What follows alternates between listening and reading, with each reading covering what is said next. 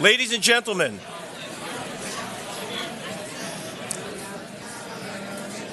good evening. I am Barry Fertel, the Deputy Mayor of New Rochelle for 2019, and on behalf of the entire City Council and Administration of New Rochelle, it is my pleasure to welcome you to this year's State of the City Address. Allow me to begin by recognizing several colleagues and dignitaries, and I'd ask each to please stand when I call their names. From the City Council, my colleagues, Councilman Albert Tarantino,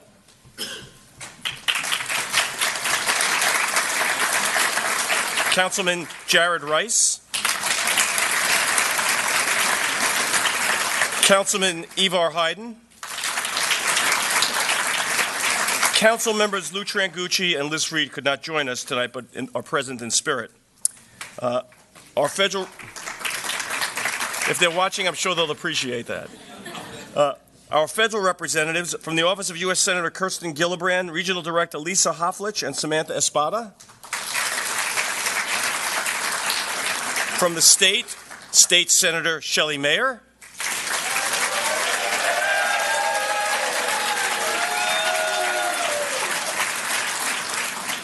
We're in big trouble now when I introduce everybody else. Assemblyman Steve Otis.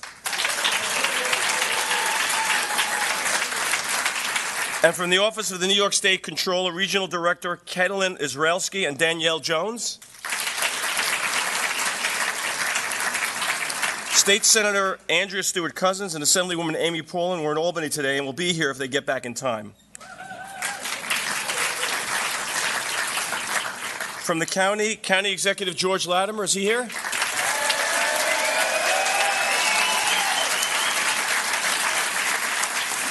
County Clerk and former Mayor Tim Idoni.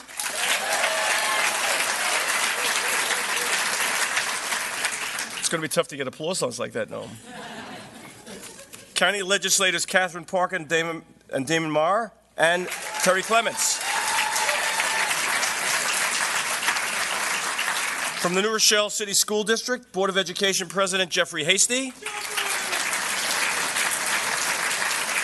Board of Education members Christopher Daniello, Todd Kern, and Rachel Relkin.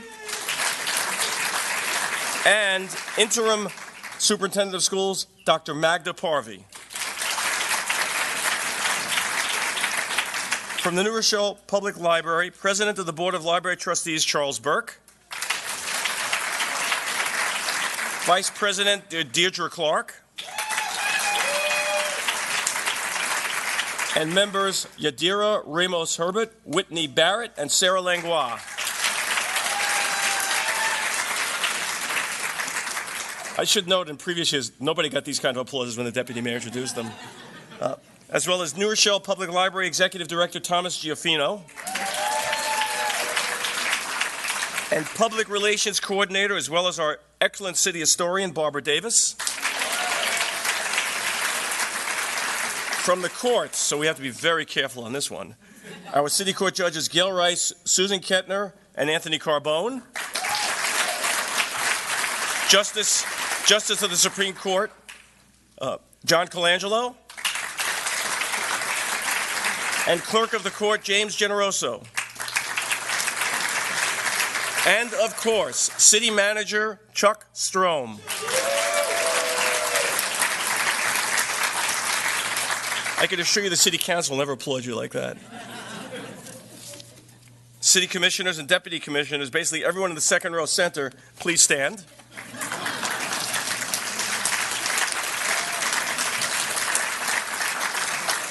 This is not like the presidential State of the Union with one person is left out, so they'll be available in case something happens to the group. They're all here.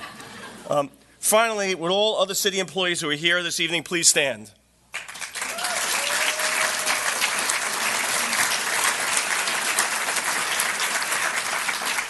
I would like to express special thanks to the members of the city team who did the hard work of organizing and preparing for this event. Angela Taylor, Kathy Gilwitt, Samantha Vargos, John Mikowitz, and our custodial staff. Let's give them a hand.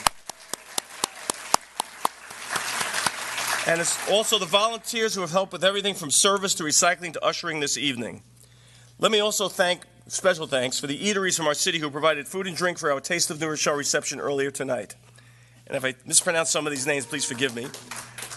Caracas Fusion, Hurley's Steakhouse, I like this name, Joey's Cannoli, Juicy Chicken, Magno's Grill, Mikey Dubs, Sakana Japanese Cuisine, Smoke and Spice New York Grill, as well as the wine service compliments of the Calabria Society and Dudley's for donating the ice for the beverage service.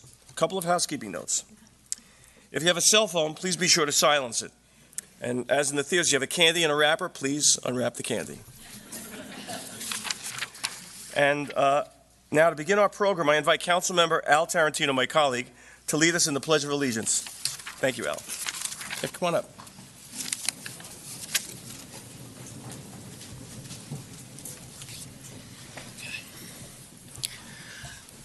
I pledge allegiance to the flag of the United States of America and to the republic for which it stands, one nation, under God, indivisible, with liberty and justice for all.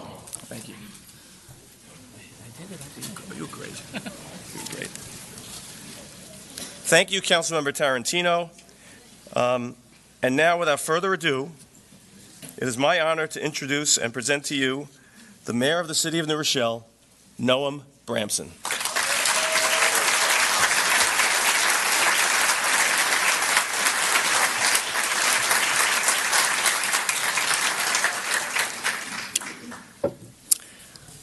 Deputy Mayor Fertel, thank you for calling us to order and for doing so with your customary humor and irreverence. We appreciate it very much, and we will miss it next year.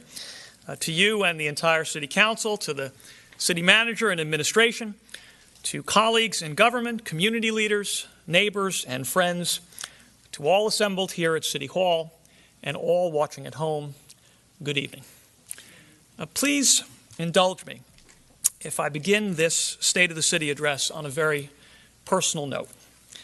It was exactly 50 years ago that my parents made the decision to move to the suburbs. In many ways, theirs was the typical story.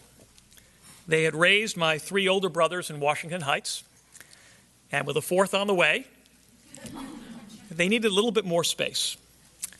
And yet, in other respects, theirs was not such a typical story, at least not typical of every suburb. They also had to look after my paternal grandparents, who spoke almost no English and were very much dependent on my father and mother for their day-to-day needs. And it wasn't just anywhere that you could find a home large enough for a 3-generation family of 8, yet also affordable enough for Dad's modest salary as a junior-level electrical engineer. And there was another factor, not typical of every suburb. They wanted to live in a community in which their experience as refugees and immigrants, products of a different culture, with childhoods of almost unimaginable hardship and violence, would not mark them as aliens to be excluded, but rather kindred spirits to be welcomed with open hearts and full and generous arms. 50 years ago, my parents found what they needed on Aberfoyle Road in the Highland Park neighborhood in New Rochelle, New York. And I have always been profoundly grateful for their choice. In the 5 decades since, a lot of what defined New Rochelle then has remained the same. A time traveler visiting us from 1969 would probably find most things quite familiar. The neighborhoods, now as then, are charming and varied and distinctive. Now as then, outstanding schools and teachers prepare children of every background and circumstance for the opportunities of life beyond the classroom, even if my own beloved Roosevelt School is now a condo complex. Now, as then, houses of worship encompass just about every faith, expressed in just about every way, often stirring and sublime, and sometimes less so. My grandfather was known accurately as the man with the worst singing voice at the Young Israel of New Rochelle, a genetic trait I may have inherited. And now, as then, the languages spoken at home draw from the entire world, maybe today with a little less Italian and Yiddish and a little more Spanish and Malayalam. So when it comes to our spirit and our soul, to the places where most of us live and the places where most of us learn, the story of the last 50 years is one of continuity. And thank goodness for that, because all of these qualities are valuable beyond measure. But there is also much about the New Rochelle of 1969 that was less good. A half century ago, our downtown skyline was dominated by the K building, which even then seemed already an aging emblem of a future that never quite came together, of once soaring ambitions that had stalled out and crashed to earth. Yes, the downtown still had some strength in 1969, but the trend lines were all wrong, and the decline was well underway. In fact, one of my earliest memories as a child is holding my mother's hand at Bloomingdale's on Main Street, not long before that iconic store closed for good. And it wasn't just the downtown that seemed broken. The city was littered with planning errors, big and small. Expansive stretches of the waterfront were frustratingly off limits, occupied by garbage trucks, power stations, supply depots, and contaminants. Wrong-headed urban renewal strategies had bulldozed enormous multi-lane roads through neighborhood after neighborhood, with over-engineered arteries like Cedar Street, Quaker Ridge, Palmer Avenue, and Memorial Highway, ripping away the fabric of community life in favor of a long-since discredited cult of the car. While at the same time, other arteries, like North Avenue, suffered the reverse problem, a traffic-snarled hodgepodge of utility lines, gas stations, and billboards. Your choice was to get nowhere fast or somewhere slow, and don't even think about walking. And our crime rate. In 1969, New Rochelle experienced a staggering 796 burglaries. That is nearly 10 times the number in 2008, a figure that today we would consider absolutely intolerable and would have residents marching on City Hall with pitchforks and torches. For these and other reasons, the truth is, my parents arrived here just as many others were leaving. The city was shrinking for the first time in its history, and fast. In the 2 decades after they settled down, New Rochelle lost more than 1/10 of its population, a net of 8,000 people departing for what they perceived to be greener pastures. It was just commonly accepted wisdom at the time that older inner-ring communities like New Rochelle were on the wrong side of history, powerless in the face of newly built cul-de-sacs, distant exurbs, and the general abandonment of urban cores and the cities close to those urban cores. So, with such a blend of ups and downs, strengths and weaknesses, it's no surprise that the decades since have featured an ever-present, sometimes intense debate about how to balance preservation and change, how to assign the right values to the past, present, and future, how to hold on to the things that are truly important while having the wisdom and courage to set aside the things that hold us back. This is never a perfect process, and there have been plenty of mistakes and reversals along the way. Nor has this process concluded. Some of the conditions I described, they're still here. We're still wrestling with them, and to some degree always will be. But I am convinced that together, as a community, we have gotten most of the big things right.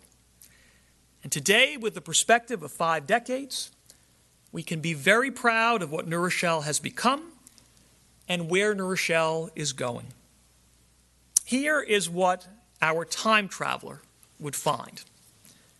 In 2019, New Rochelle is a growing city, growing faster than almost any other in New York State, with the most ambitious downtown development plan in the entire Hudson Valley, a plan that is attracting unprecedented investment, bringing life and energy to our city center from the street front to the skyline.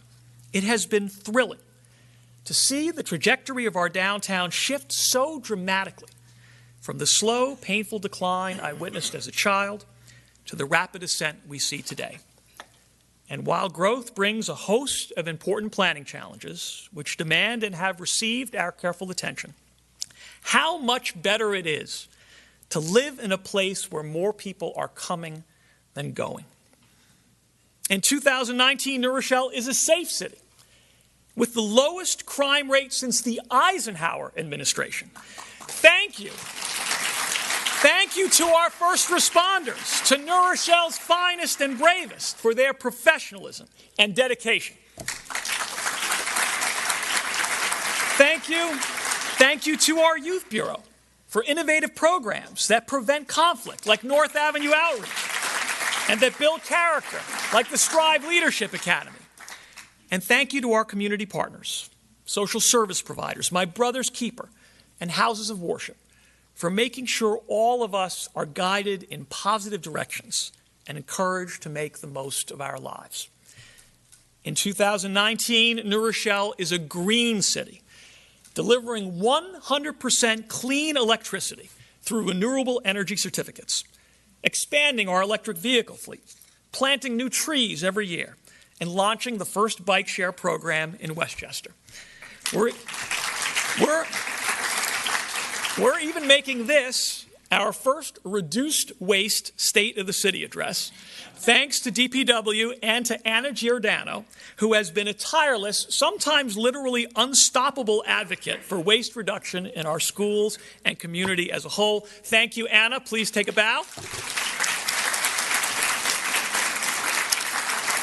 New Rochelle is a prosperous city with a healthy fund balance, a record of sound and efficient fiscal management, property values exceeding $10 billion, up 10% in the last year alone, and the best bond rating in more than 80 years. We are a creative city, enlivened by the contributions of the New Rochelle Council on the Arts, the New Rochelle Art Association, the Municipal Arts Commission, the New Rochelle Arts Collective, the Museum of Arts and Culture, sculptures and murals, concerts and plays, and a great library celebrating its 125th anniversary.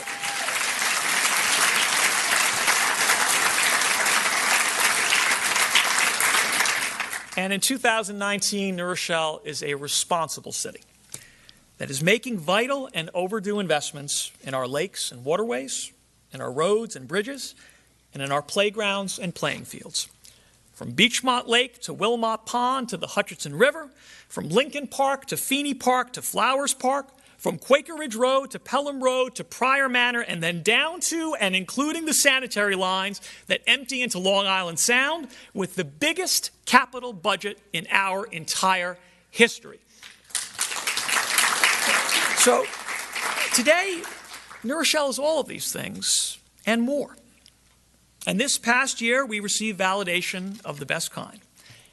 From New York State, we won the coveted and highly competitive Downtown Revitalization Initiative. $10 million to forge better economic, physical, and human connections between Lincoln Avenue and Main Street, including the Link, a new linear park that aims to bind up the decades-old wounds of Memorial Highway. And from Bloomberg Philanthropies, we won the Mayor's Challenge, one of just 9 cities in the entire nation to achieve this distinction, with a $1 million award to create an interactive, open-source app that'll empower all of us to use augmented reality to plan for our growth and evolution. It's Pokemon Go meets SimCity. Useful, accessible, and fun.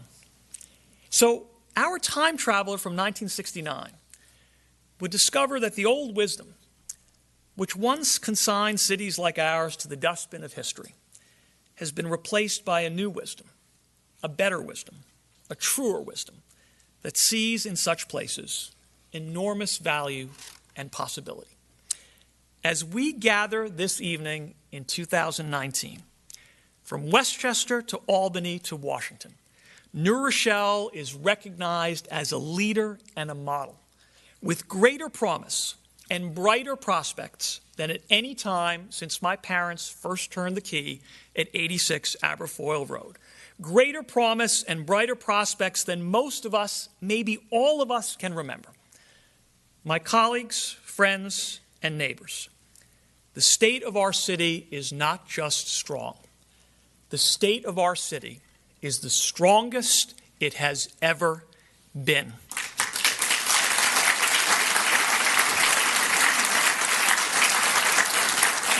And now, with momentum on our side, we roll into a new year of action and achievement. This year, our downtown will continue its remarkable resurgence as new towers begin to rise at Church Division, on LeCount, and on North Avenue, and as a host of other projects commence construction.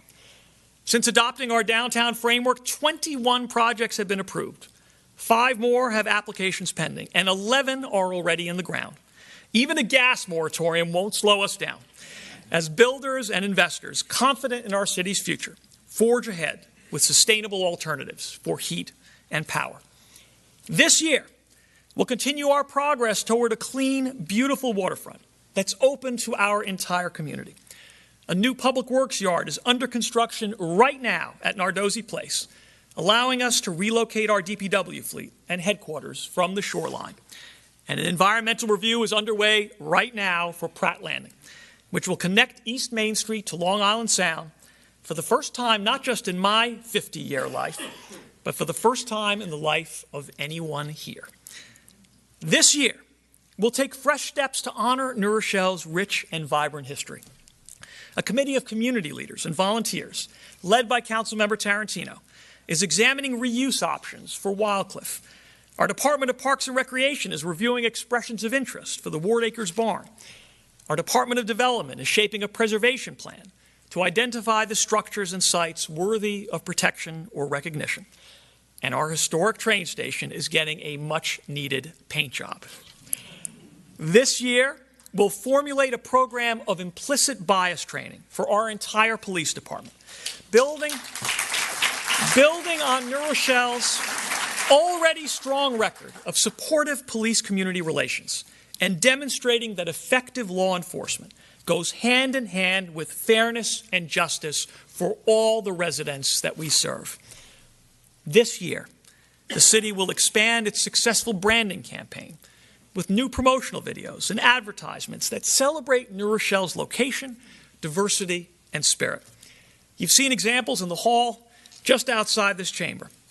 A sampling of the messages popping up from posters on the train to billboards over I-95 to the big screens at Times Square, all helping to affirm a positive, exciting civic image, an image that we can feel in our hearts with greater pride and in our wallets with rising property values.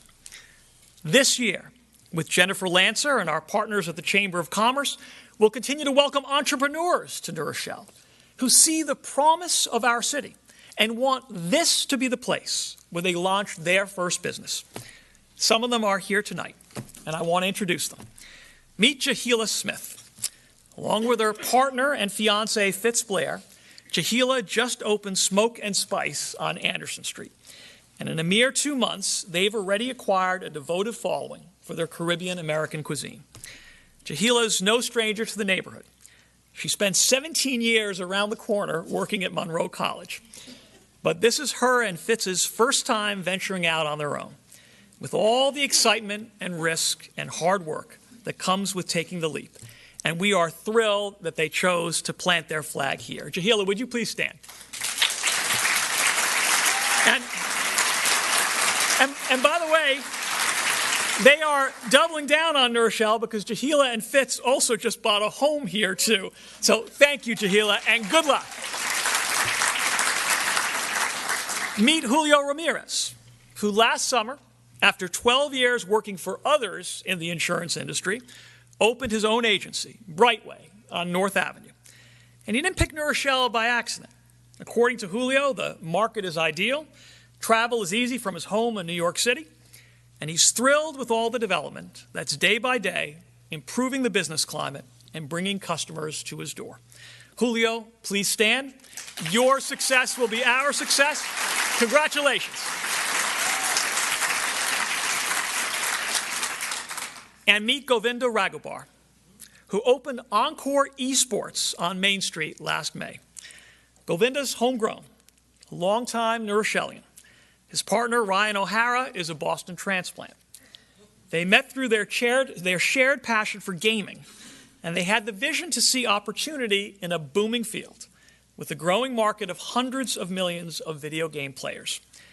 Encore is the first modern gaming lounge in all of Westchester, a community hub of fans and friends, and it's bringing New Rochelle as a whole into the future of recreation. I figure we'll all be living in the Matrix soon anyway, so we may as well enjoy the ride. Govinda, would you please stand up? Thank you, and good luck to you.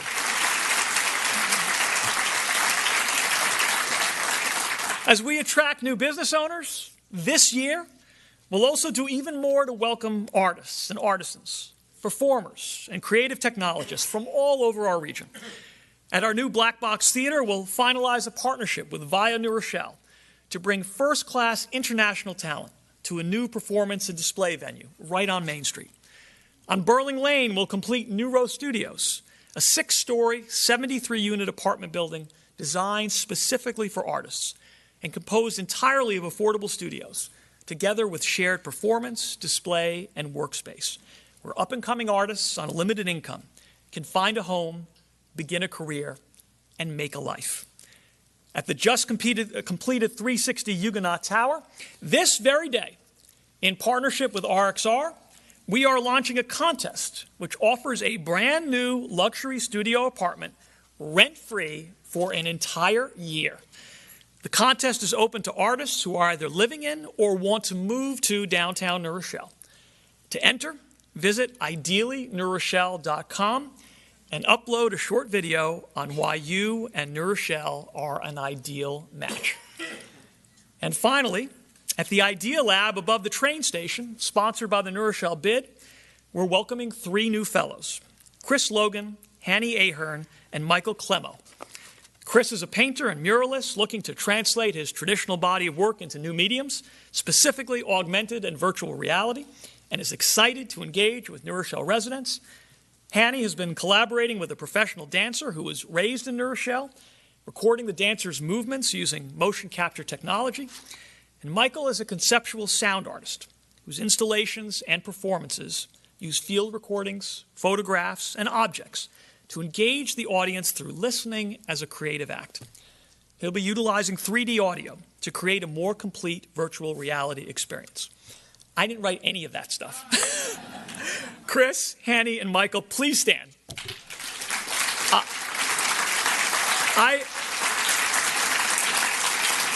In truth, I can barely comprehend most of what you do, but I know enough to say I am glad you are here. And I have every confidence that your work and the work of others in similar fields will come to define New Rochelle more and more in the years ahead. Thank you. So we're not resting on 50 years of achievements. We're building on them. Our progress is accelerating. And all of these steps together not only benefit those of us already here in New Rochelle, including lifers like me, just as important, they are vital to attracting the next generation of New Rochellians and the generation after that. It's a virtuous cycle. A successful community is a magnet for remarkable people who in turn contribute their talents to the common good and renew the promise of the future. And if you have any doubt about our community's future, just take a look at some of our recent arrivals. Meet Rhiannon Navin. She's originally from Germany and settled with her husband and 3 kids in Manhattan, where they enjoyed the diversity of the big city but craved a little more space and a lot more trees. They fell in love with the Beachmont neighborhood and with New Rochelle as a whole. And it didn't take long for Rhiannon to give back to her new city as a forceful and effective advocate on causes from gun safety to the environment. In fact, the first time I ever heard from Rhiannon, it was through an email demanding to know why I'd failed to show up at a rally. Fortunately, I had a good excuse, I think. And she has brought honor to New Rochelle as an acclaimed author whose brilliant first novel, Only Child, has received rave reviews nationwide. Rhiannon, please stand. We are glad that you are here.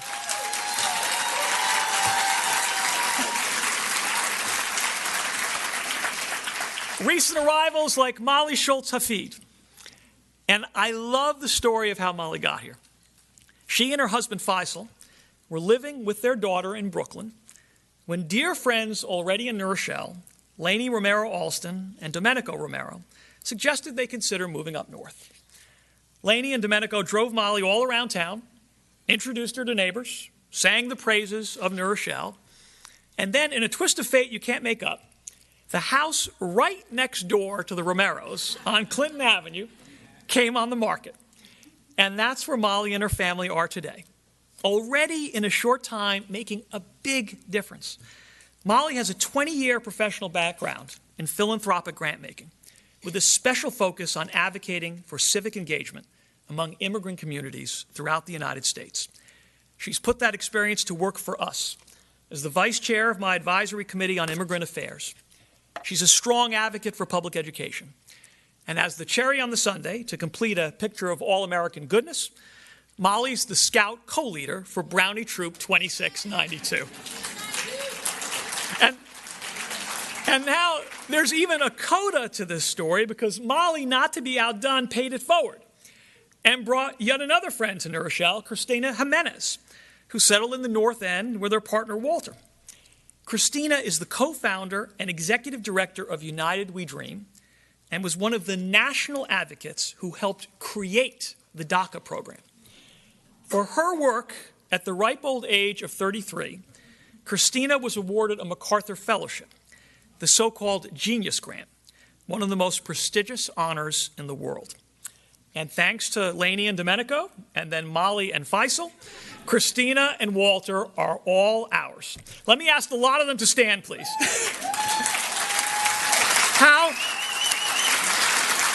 How fortunate we are to have such leaders. How fortunate we are to have such leaders as part of the family of New Rochelle and recruiting for New Rochelle.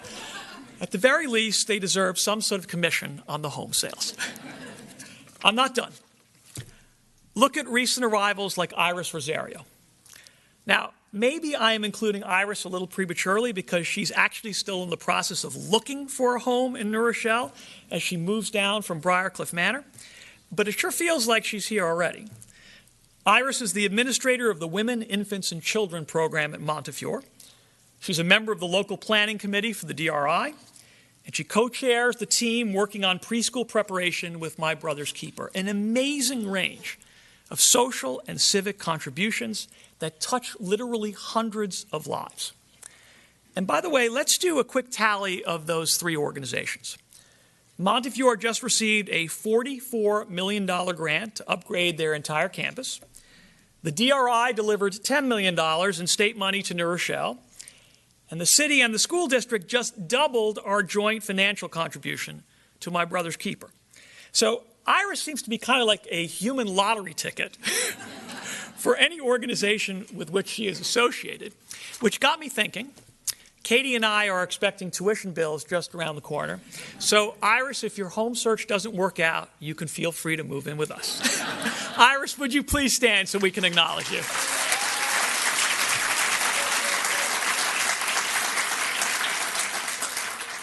Even when things don't go as we hope, we can still draw valuable lessons and even inspiration from the people who have chosen to make New Rochelle home. I want to introduce you to just one more, Dr. Bill Latimer. Shortly after moving to New Rochelle in the summer of 2017, Bill accepted a significant challenge the following April when he became the president of the College of New Rochelle. Along with Gwen Adolph, who was handed the incredibly difficult job of chairing the college's Board of Trustees, and then Marlene Tutera, who holds that responsibility today, he took on a task that demanded strength of will, diplomacy, intelligence, and boundless reserves of emotional energy. Gwen's leadership first, then Bill's and Marlene's, kept the college afloat for nearly 3 years after its financial difficulties came to light, buying precious time in which a permanent and sustainable solution might possibly have emerged. Sadly, we know today that it wasn't to be. And although we are very grateful that a partnership with Mercy College will provide a transition for students and, in all likelihood, opportunities for faculty and staff, the loss of an institution like CNR is deeply painful. The outgoing CNR leadership, together with the city and the surrounding neighborhood, will soon have to confront complex choices about the future of the CNR campus. But that's still to come. For now, I simply want to salute Bill and Gwen and Marlene and all of the dedicated leaders, faculty, alums, and staff with whom they labored so mightily. Gwen couldn't be here, but Marlene and Bill are, and would you please stand?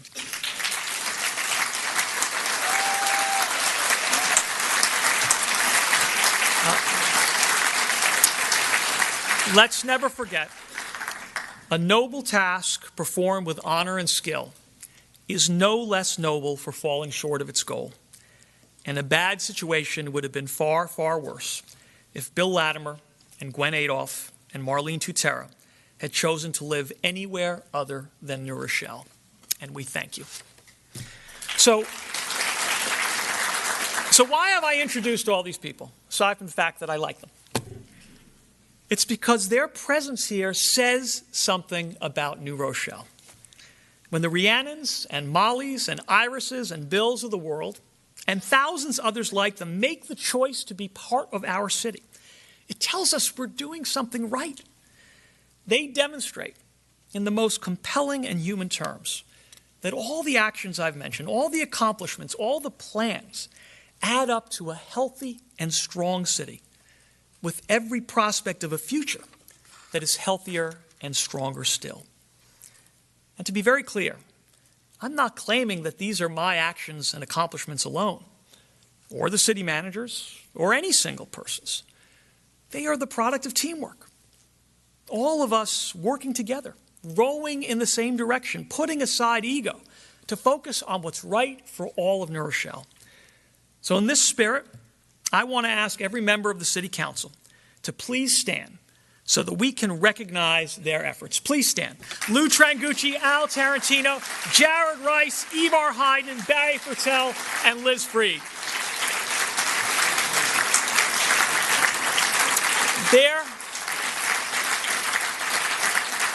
Their responsible, forward-looking, no drama and no politics partnership has been instrumental in all we have achieved, and they deserve our thanks. And I want to add special recognition to Council members Fertel and Rice, who are stepping down from their posts at the end of this year. They have represented their constituents with energy and passion and have served all of New Rochelle with enormous dedication. I'm grateful for their service and friendship, and let's together wish them well in whatever new challenges they undertake. Thank you, gentlemen.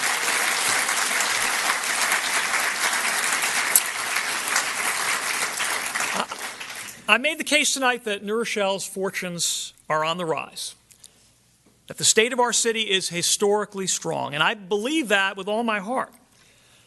But please don't misunderstand. This is not an argument for resting on our laurels, not an argument for ignoring serious challenges that still persist, certainly not an argument for leaving behind any neighbor who is struggling, and certainly not an argument for coasting into the future on the tide of past deeds. Exactly the reverse. This is a moment of unique opportunity to do even more, and we must seize it. What will it take for New Rochelle to be ideally yours, ideally ours, for everyone? Here's a partial list. First, let's make sure New Rochelle remains a place where all are welcomed and where it's realistic for anyone to afford a home. Our socioeconomic diversity is as much a hallmark of New Rochelle as our racial, ethnic, and religious diversity. So it's vital to continue providing quality housing at every price point, from estates as elegant as anything in Metro New York, to the middle-class homes that brought my own parents here 50 years ago, to reasonably priced apartments, some subsidized, some not, just right for people starting out or sizing down. That begins with preserving and upgrading the ample stock of affordable housing that's already here. In the last 5 years alone, New Rochelle has helped facilitate tens of millions of dollars of investment in nearly 1,000 subsidized apartments, making sure that these essential housing opportunities are preserved for generations to come, with a quality of life that any of us could be proud of. And as we build new housing, there's an opportunity to do even more. Our downtown plan requires at least 10% of new apartments to rent below market, with incentives up to 20% and for deeper affordability. Already 650 affordable units have been approved at a range of price points. When we're fully built out, the ratio of market rate to affordable units will shift towards market. We need the disposable income to support a healthier business climate. But in absolute numbers, there will be many more affordable apartments than there are today, some in standalone buildings, most fully integrated into larger market projects. And these new opportunities make a huge difference. They make a difference for people like Pearl Henry. Pearl is a 73-year-old senior who lives in one of the new affordable units at the Lombardi on North Avenue, along with her roommate, her aunt, who's 93. Pearl has been living in New Rochelle for 56 years. She's got me beat by just a few. But it was becoming harder to manage and afford her home. And she wanted to stay here where all her friends are. So when she learned that new affordable apartments would be available, she jumped at the opportunity. And Pearl couldn't be happier. She loves her new place. She loves her neighbors. She says you can always find a friendly face in New Rochelle, and that there's a great sense of community you can't find anywhere else.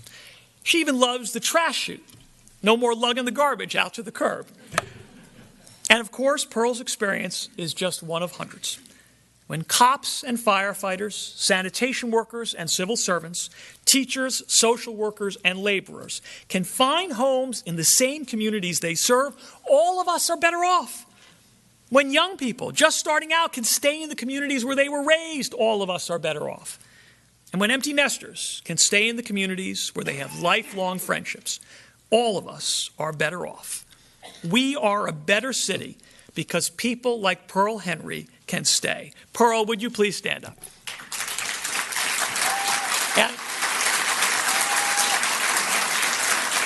And Pearl, now that we've used you as an example, you're never allowed to move. If equitable housing is first, then second, let's provide real economic opportunity to everyone who wants to get ahead. Now, fortunately, New Rochelle starts ahead of the curve. One of the great benefits of a transit-oriented community is that by its very nature, it provides easy and affordable access to the regional job market with bearable transportation costs and reasonable commute times, and without dependency on the expense of car ownership. In other words, our location alone makes New Rochelle an engine for upward mobility. And when Penn Access is completed in just a few short years, New Rochelle will have the closest train station to Manhattan with direct service to the east and west sides, opening up even wider possibilities for home-to-work connections. Meanwhile, economic growth right here in New Rochelle is creating new job opportunities locally. And to help our own residents take advantage of these opportunities, we've partnered with WestHab to establish a First Source referral center with one-stop shopping for training, career development, and connections to employment. Already more than 300 New Rochelians have been placed, each a story of perseverance, determination, and self-improvement. Let me tell you about one of those stories, Dwight Ham. Dwight walked into First Source on the recommendation of his spiritual leaders at Union Baptist Church. And he came with a special challenge. He was a reentry client, someone emerging from the criminal justice system and ready to turn his life around. Through First Source, he received OSHA training, career advice, and presentation skills. And not long after, he obtained his first stable job in years when he was hired by Iona College. Is it working out? You bet. In fact, Dwight is on track for a promotion. Because Dwight Ham had the strength of character and the humility to ask for help, and because our community believes in second chances, believes that where you are going is more important than where you have been, he is now in a position to support himself, to be a better husband and father, to contribute to the common good, and to set a positive example for everyone. Dwight, please stand up.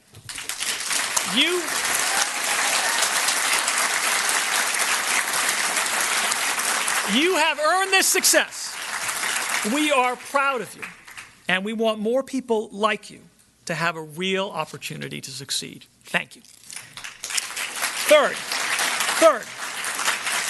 let's deliver even better value for our tax dollars. We pay a lot to live in this region. I know that's a big surprise to everyone. And we deserve our money's worth. A few months ago, I hosted 4 neighborhood conversations all around New Rochelle. And although the setting for each meeting varied, the priorities were remarkably similar. Number 1 everywhere, fix the roads. Now, as I mentioned earlier, the city has already stepped up its commitment to infrastructure. Last year alone, we committed more than $5 million to road work and maintenance, a big increase over our historical allocation, and that's not even including additional projects funded by dedicated grants. But I take to heart the message from those meetings. The residents of New Rochelle want and expect more. And so, to the extent we achieve greater financial flexibility through economic growth, let's make sure to expand our commitment to the physical assets that impact every resident's daily experience, that shape our quality of life, and that give us the clearest and most tangible return on our tax dollars. Fourth, let's live in better harmony with nature. There's a lot of bad news when it comes to climate change these days, and it's easy to feel overwhelmed. But here's the good news. The actions we take locally don't entail any sacrifice.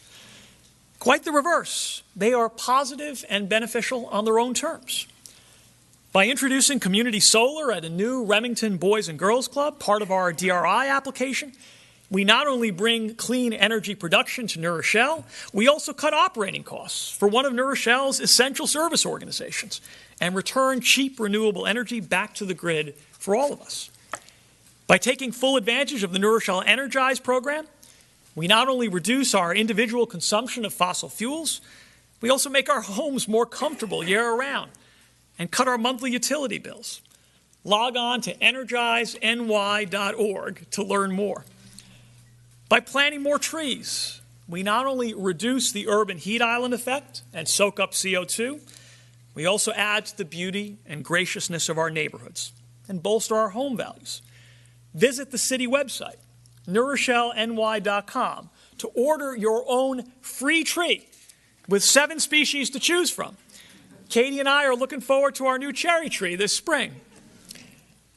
By implementing the goals of our 10-minute walk to park campaign, and by gradually creating a network of complete streets with sidewalks and bike lanes, we not only reduce our dependence on combustion engines and preserve and expand open space, we also make life healthier and more enjoyable, especially for kids, and prepare ourselves for the expectations, the values, and the demands of future homeowners.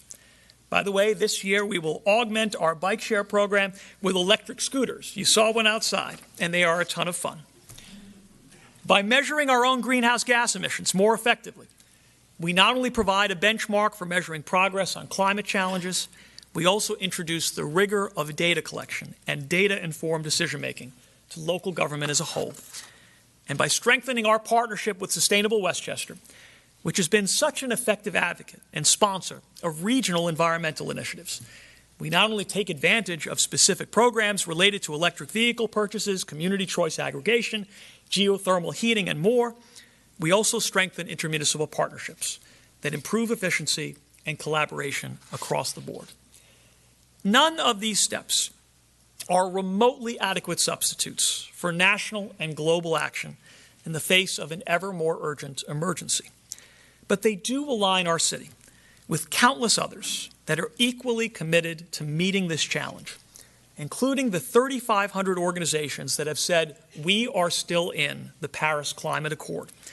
And they place New Rochelle firmly in the camp of generational justice for the children and grandchildren whose lives tomorrow will be shaped by our actions today. Lastly, let us embrace this moment and celebrate our city with confidence and pride and a sense of common purpose. Now, I know it's easy to live in the silos of our neighborhoods or peer groups or houses of worship, because those smaller worlds can be very fulfilling. They're vibrant and successful. But we should see ourselves also as part of a larger community with lives and interests that are ultimately bound together. Part of this is as simple as showing up and supporting the events that transcend boundaries and belong to all of us. The Independence Day fireworks, the Thanksgiving parade, the Friday and Saturday farmers markets, the North Avenue Mile, Arts Fest, the annual street fair, the summer concert series, and on and on and on. These are great experiences that will get even better thanks to a new partnership between the city and an events management group called IDECO. Or maybe start your own new community tradition.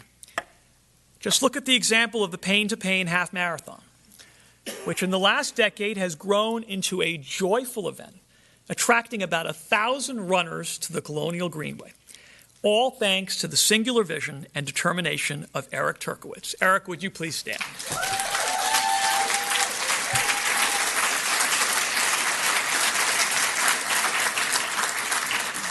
And part of it is something more fundamental. Let's be advocates for New Rochelle. Not blind advocates, not uncritical advocates. When something's wrong, we should say it. When we have a strong opinion, we should express it. But advocates, nonetheless, who come at our debates, whether in person or online, with a constructive spirit and a desire to lift each other up. You don't have to agree with me to meet that standard. I've got proof. I want you to meet one last person. I want you to meet James O'Toole. James, would you please stand? Now, there are a few reasons why James might look familiar. He's been in this chamber many a time over the years to offer an opinion about just about every subject, often right, occasionally wrong, but never in doubt and never boring. He's a fixture at Dudley's, a resident and advocate for the downtown. He even ran against me for mayor 4 years ago. And I am forced to admit he did pretty well, too. And even today, James still finds time in his busy schedule to beat me up real good on social media and to do it with gusto. In sum, it's fair to say that James and I probably disagree on just about everything. But I have never doubted for a second that he loves New Rochelle, that he wants this city to succeed and pours his heart into that goal. And so I honor him for showing up to make a difference. And I'll even admit tonight that I secretly like the guy. I can't help myself. So thank you, James. And now, please just stay off Facebook and Twitter for a couple of days. If we can all show up that way, seeing our debates, even the toughest and most intense, as a way to find together the best way forward, knowing that we all offer our views in good faith, then New Rochelle will do very well in the years ahead, and all of us will deserve credit for it. And please especially keep this in mind when it comes to our public schools. It's no secret that the school district is emerging from a period of difficult challenges. Last year, I devoted most of this speech to that topic. But through it all, and through every turn, what really matters most, the classroom experience and the fellowship among students, has remained superb. I can attest to that as a parent. We are thrilled with our boys' education and would recommend the New Rochelle schools to anyone. What each of us says to friends and neighbors on this subject is more impactful than any official message from a mayor or superintendent. and the future of our school system is truly in all of our hands. Maybe there's a larger lesson in that statement. For so many of the things that truly count, the city government is not the only actor or even the primary actor. Our community is shaped instead by the innumerable decisions we all make to leave or to stay, to buy or to sell, to speak up or remain silent, and in moments of particular challenge or crisis, to come together as one or divide into many. I am thankful that in the 50 years of my life, those innumerable choices made by innumerable people have shaped New Rochelle for the better and laid a strong foundation from which to build the next 50 years. So permit me to conclude in the same personal terms with which I began. Katie and I welcomed our boys into the world in 2003 and 2005. It has been such a joy to watch them retrace familiar steps, walk through the halls of the same schools, kick a ball on the same fields, debate issues at the same model Congress, and even if Friendlies has become Cosi, and Leo's has become Gemelli's, and the mall has become New Rock, not to mention my old Atari 2600 becoming an Xbox, the spirit of their interactions with friends, the gradual steps toward independence, the growing understanding of different cultures and circumstances in a community that both reflects and contributes to the larger world. All of that carries such resonance for me and such hope for the people they are and will become.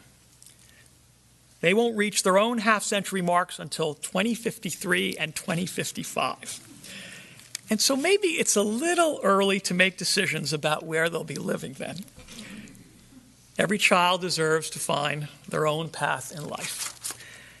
But I want to believe that they could live here, that it would be reasonable for them to live here, that this will still be a city that respects its past, celebrates its present, and is excited by its future, and that the choices we make today will ensure it is so for my children and for all of our children. I've made the case that the state of our city is as strong as it has ever been. I believe that through and through. But that does not mean it is as strong as it can be. That work still remains for all of us. Thank you for listening. Have a good night, and may we each in our own ways serve and strengthen the community we share. Thank you.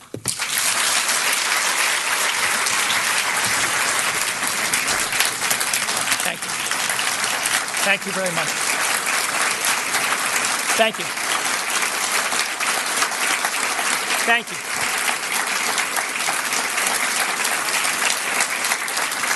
Thank you. Thank you very much.